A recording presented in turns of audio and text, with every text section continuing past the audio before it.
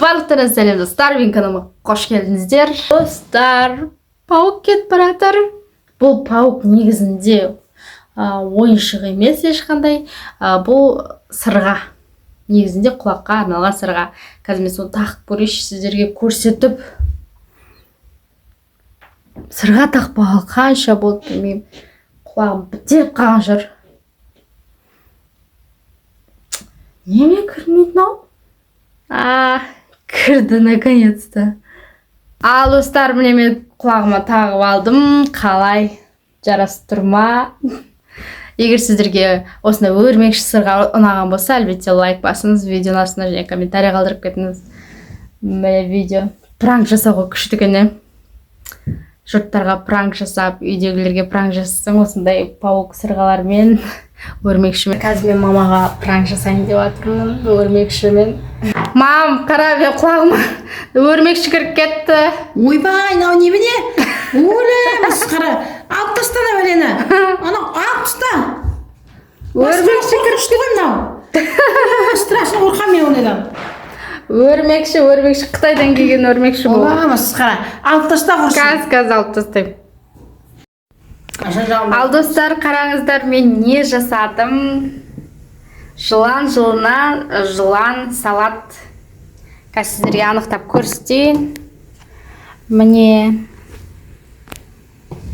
салат қандай болды. Ұқсамаса да әйтеуір соның формасына келтірді.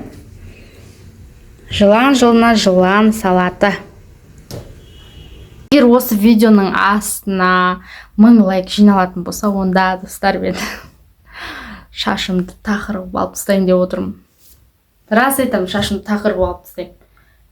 Сөзімде тұрам.